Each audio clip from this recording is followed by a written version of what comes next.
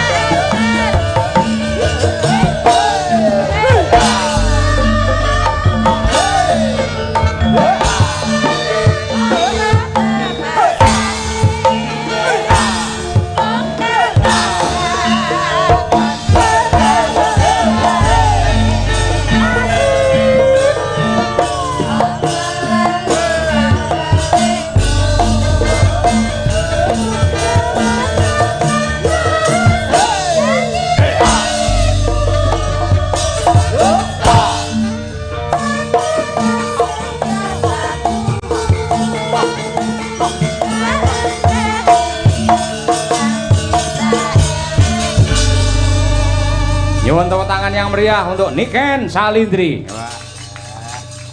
Lagi ngadeg sepisanane wis gawe pengiram-iram. Wah, temenan. Aman awake aman? Aman, Pak. Sehat. Alhamdulillah. Ayo. Pokoke anggere ning panggung Madangkara, wong lara dadi sehat. Lah nggih. Aduh. Lambene kancane sing elek, wong melek dadi ngantuk. Tapi saestu, Pak. Pripun? Dalu niki kula alhamdulillah pun sehat. Jare wingi ya bar opnam. Nggih, ndek wingi opnam. Diimpus. Nggih, diimpus. Sing impus sapa kean? Sing impus sustere. Sustere ya. Nggih. Jane karo dokter wis entuk tanggapan apa durung asline? Sebenarnya dereng. Dereng nggih. Nggih, dereng. Kenapa alasan Anda kok malam hari ini rawuh ning Laladan Sambi? Karena saya sudah berjanji bahwa saya bisa datang di malam hari ini, makanya saya harus tetap profesional, Pak. Oh, hebat. Tepuk tangan untuk Niken Salindri lah ngono kuwi. Janji itu harus ditepati, Pak. Nah, Mas betul. ngomong, Mbak Niken, tanggal segini bisa, nggih, kula saguh, kula hadir, kula nggih harusnya menepati janji itu. Saya juga harus datang. Kaya ngono kuwi. Nggih, leres. Pancen sing apik kaya ngono kuwi. Sampeyan ki dadi seniman multi talenta, ndelalah wayang saiki mulai hidup lagi karena ada Niken Salindri.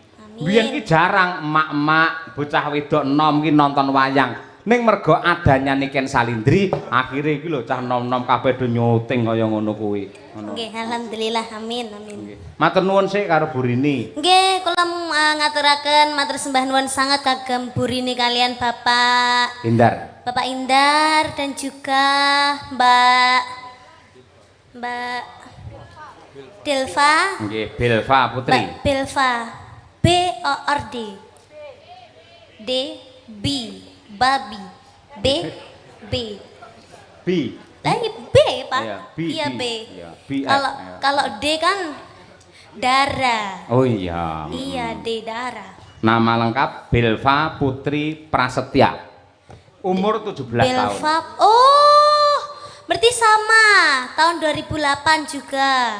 Oh iya. 2009.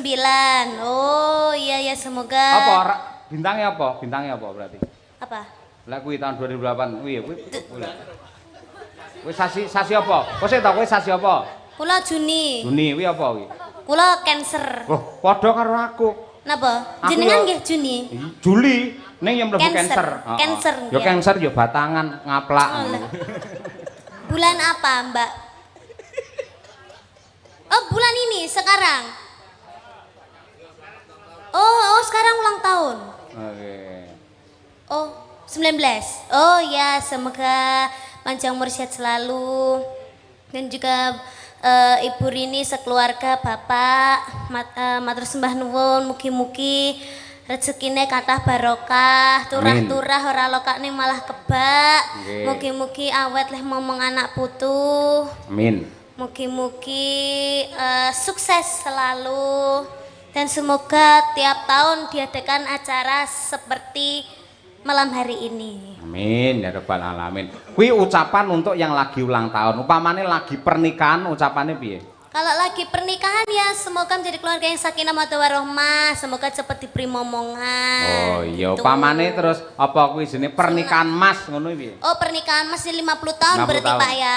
50 tahun ya, semoga awet leh momong anak putune, mugi-mugi panjang umure ngaten. Yen sunatan. Sunatan ya semoga menjadi anak yang soleh, semoga cepat membesar dengan baik, semoga. Kata-katamu apik mau, anak yang soleh bagus. Ya? Kok bar kuwi membesar dengan baik lho? Pertumbuhannya. Oh, pertumbuhannya. Pertumbuhannya harus membesar dengan baik. Oh. Gizi yang baik, jangan gizi buruk. Oh gitu. Iya. Ini kita ngomongnya positif aja, Pak. Positif thinking ya? Iya, positif aja. Semoga cepat sembuh. Semoga tidak membengkak. Membengkak, iya. Yen sunat cara saiki adik-adikmu kuwi nganu ngangge apa jenenge laser wis maju to. Enek sing luwih maju meneh. Apa itu? Dadi dijak main PlayStation, dhek fokus rono. Dadi iki lho, kulupe iki diketok. Ora krasa. Ngerti ora kulup kowe? Kulup. Berarti di situ ada kulupannya. Kasih pecel gitu. Ora ngono sayang. Gimana Kulup sayang? iki biologis ya ora Ya, rusuh ya. ya. Dadi wong lanang kae lek enek helme to. Lah helme Abot to kuwi. Pak dikai helm. Lah timbang cekel polisi. Cilike sakmono lho Pak. Hah?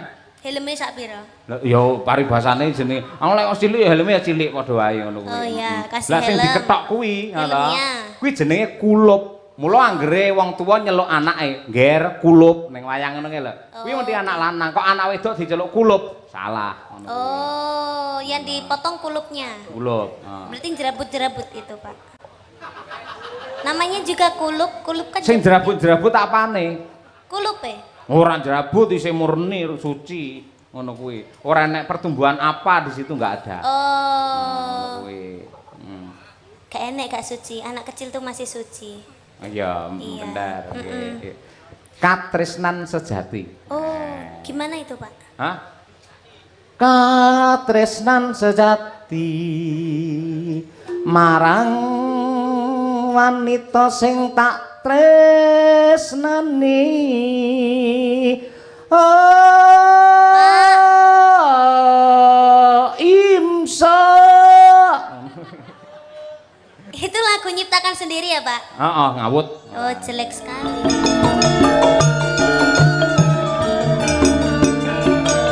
Masuk. Ompakipun, Mas. Congkling, congklang, congklang, kling.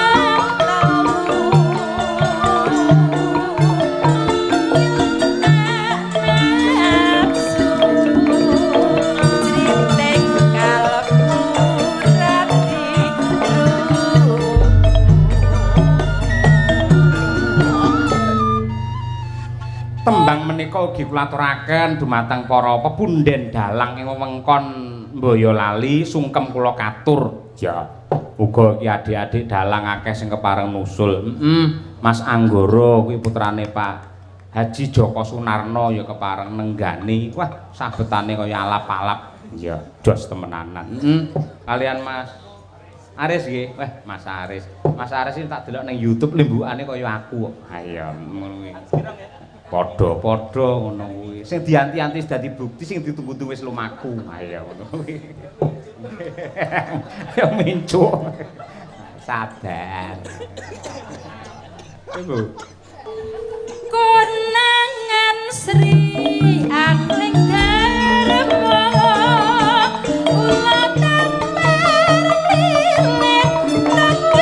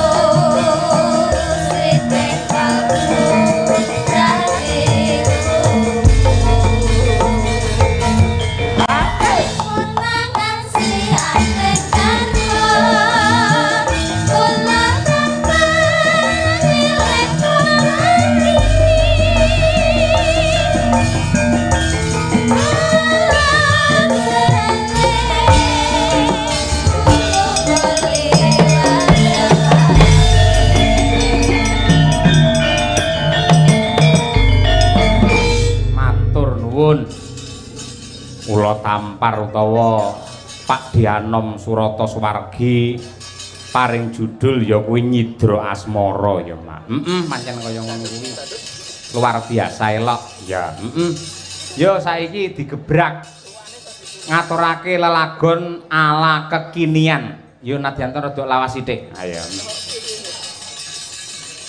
Sing nembang sapa? Coba aku tak nyuwun karo Mbak Birgita dan juga Mbak Winong Nawangsih. Main berdiri ya.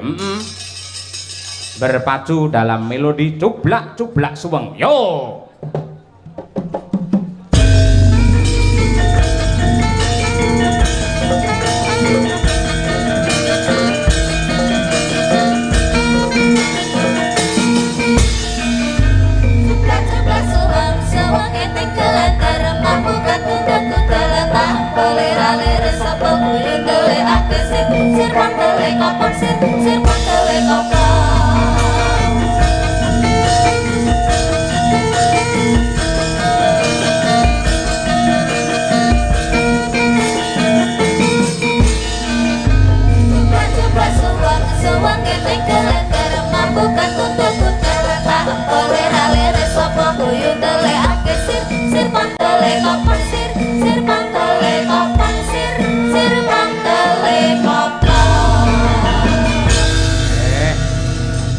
Sehat, Nduk, Winong.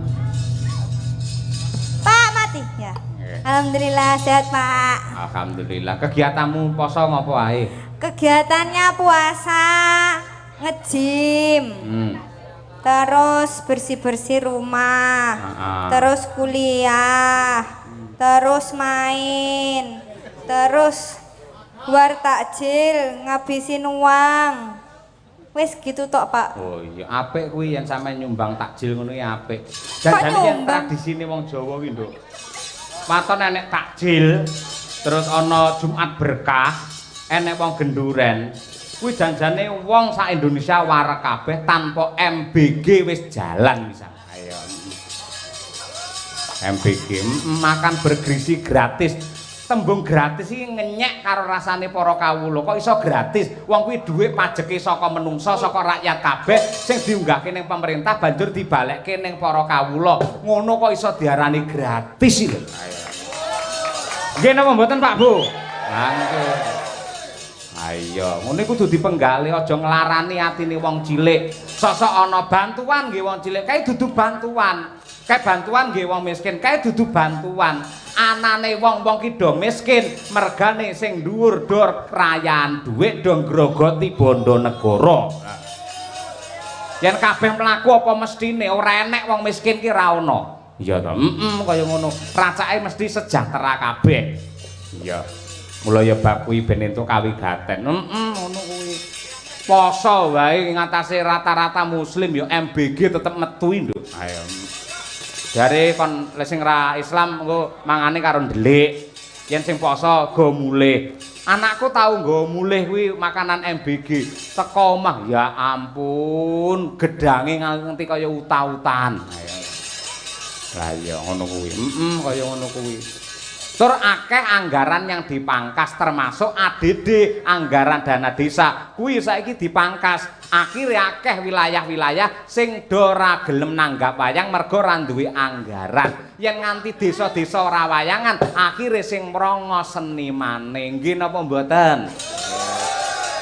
Ayo ngono kuwi. Iki rata-rata iki pancen sepi kabeh ya. Sepi kabeh. Wis tak pantau dalang kae. Biasa. Dalang kae biasa. Awake dhewe rada mending lho. Ayo. Bersyukur. Ayo ngono kuwi. Nduk, Birgita Ayu. Nggih, Pak. Selamat malam. Selamat malam. Jenengan ora muslim ya? Mboten. Poso niki ya. Mboten, Pak. Kok jenengan mboten tangket apa kegiatan iku kok jenengan pilih kasih Winong mau ditekoni kegiatane apa? Ngono-ngono kuwi. Oh, dikira monoton. Iki takok kegiatan kuwi. Ya ben adil, Pak. Jenengan iki pemimpin nek sindene ngadeg berdua iki ya tekonine sing padha. Oh, ngono. Ya. Yo, tanggapan. Jenengan iki lho, Pak. Niki kan tasih anu to, Pak. Bulan apa jenenge? iya. Bulanan ayo. Idul Fitri jenengan padahal kemarin ijek minta maaf karo aku saiki wis nggelani aku terus jenengan gumun aku. Sik to lek nggelani kowe babakan apa? Lah tadi kan itu menimbulkan iri, Pak. Lho Pak timbule meneng ae kok ya. Lho sampean iso cerewet. Timbuli maksudnya ki apa ya? Muncul. Oh iya. Wis Cahayu Birgita, Nggih. selama kowe iki poso ki kegiatanmu liyane turu ngopo? Karaoke, Pak. Karaoke. Nang nggon apa? Ya ning omah to, Pak. Kafe. Ora ning omah lah wong gak nyinden, Pak. Pak aku engko lali dadi aku latihane karaoke, Pak. Tembange apa lek karaoke? Oplosan, Pak. Poso-poso oplosan ayo ngono kuwi. Ya wis ora apa-apa. Kegiatane nge-gym, olahraga lah ora keri to. Mboten, Pak. Oh, Ibu Kesi barang dingin tajak nge-gym. Ayo ngono. Apa nggih, Pak? Oh, nge-gym. Di mana? Hah? Di mana? Cedak omahku nggen apa jenenge etanku kae ning perapatan enek nggih nge-gym. Oh, berarti jenengan angkat besi, angkat beban. Enggak, ngangkat Bu Kesi kuwi lah aku. Ayo ngono kuwi. Ayo mau nembang apa berdua untuk keluarga besar? Ayo nggih. Sik tak waose Pak Dalang Sugeng Makarya nyuwun lagu Sesideman. Katur Bu Sri Andreas sarta Bapak Andreas. Sing ndek nate nanggap Dalang Yoga sinden untuk souvenir pirang-pirange lho. Berarti nanti ya untuk souvenir, Pak. Kowe iso takon kowe jane sinden apa kere? Ya kan tanya, Pak. Wis diparingi kok ya aneh-aneh. Iki saking kula keluarga Bapak Mailan Hendar Prasetyo saking Jakarta. Niku ugi Ki Sunaryo ketua apa ki? Sanggar Cermo Laras Ciledug Tangerang. Nah, kuwi Sesideman. Cermo itu apa, Pak? Lulang. Hah? Lulang. Oh, ya udah.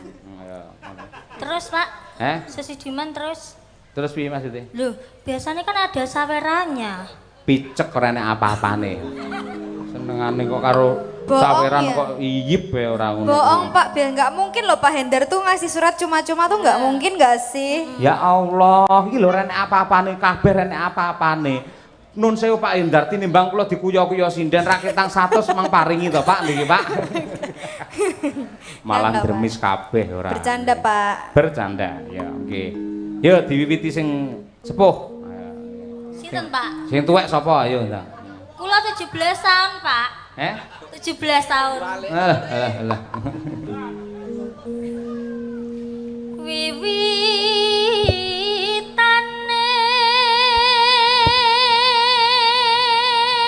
Nderek sapa, Nduk? Handerek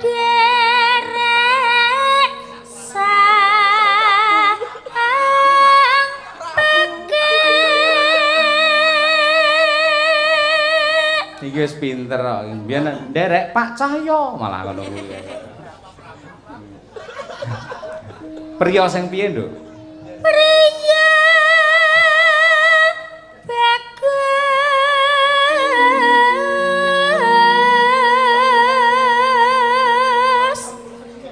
kang olah budaya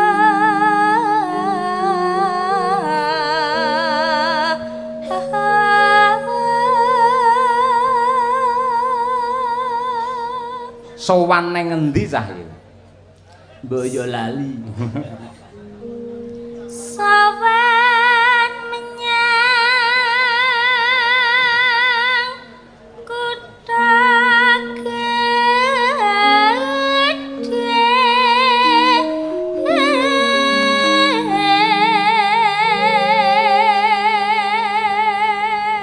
Hup, oper Ariel Tatum.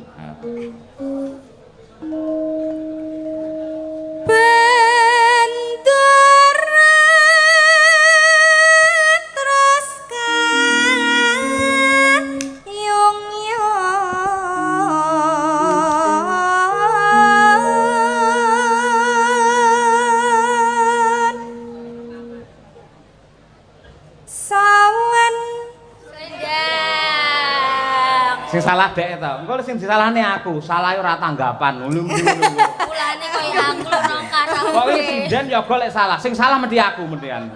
Salahe sepi. Kok dibong to, Pak? Selendang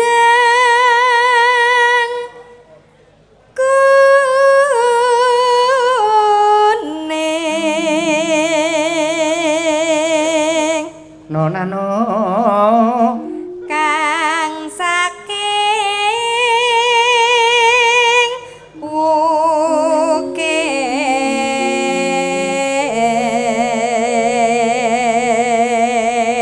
Hop, bir kita. Suara kurang permana ning wasisa ngumro.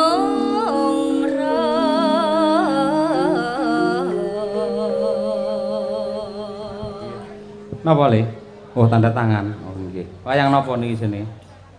Bathara Guru. Bathara Guru iki adike sapa? Bathara Guru iki adike Pak Bathara Dosen ya. Ditanda tangan pundi niki? Nggih pundi? Nggih sapi niki. Oh nggih, niki lho. Dongakne sok dadi dalang kondang ya, Le. Bojone akeh. Ayo. Ora. Nggak boleh ya, Dek ya. Le, nyuwun THR Pak Dalang niku sugih saestu lho tenan. Provokator. Nah nggih, mosok sampean gur nyuwun tanda tangan tok. Sampeyan milih tanda tangan apa dhuwit? Dhuwit. Tanda tangan, sik. Heeh. Niki, Mak. Niki. Sampeyan tanda iki rungono bir. Rungono. Iki cah cilik sing ikhlas. Sampeyan tanda tangan karo dhuwit milih ndi?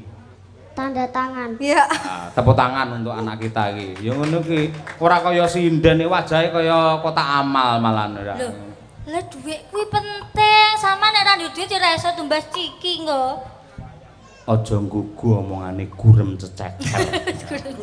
Gunung cecek. Gurem iki kewan cilik ning gateli ora ngono. Tapi jeneng ini ya mbok ya sing anu to Pak, masa ada anak kecil kok gak dikasih apresiasi. Aja cetel-cetel to Pak. Mewek.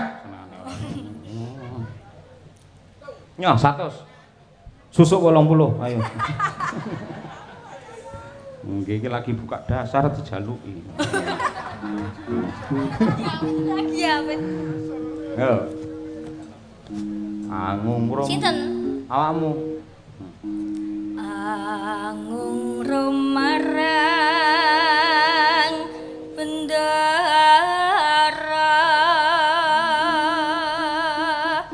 Nano. Tiasu lestia pijer ngincangake halis. Masuk berdua. Terus no sesi demam.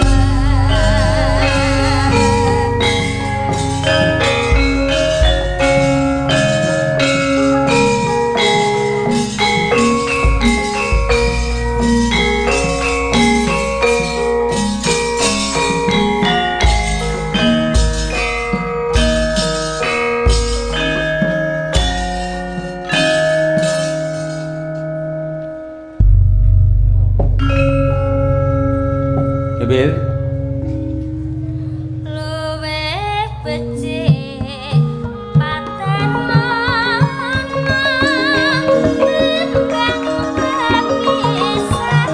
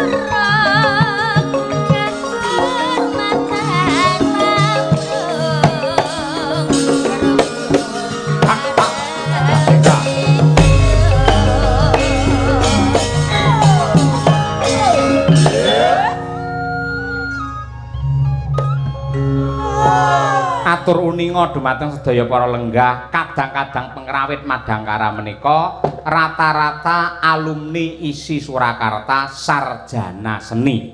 Masa klebet ingkang ngasta demung nika piyayi saking Boyolali sing ngagem kaca tinggal. Kuwi piyayi Boyolali. Tak kira Pak Tristuti kuwi.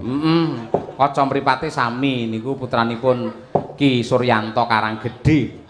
Wah iya, sedaya menika para alumni, para guru-guru. Ha iya, Mas Rajamala yo ning isi. Ning isi Muhammadiyah ayo. Ora enak ya, ora nggih. Mangga, sapa mau terus e? Mbak Bir.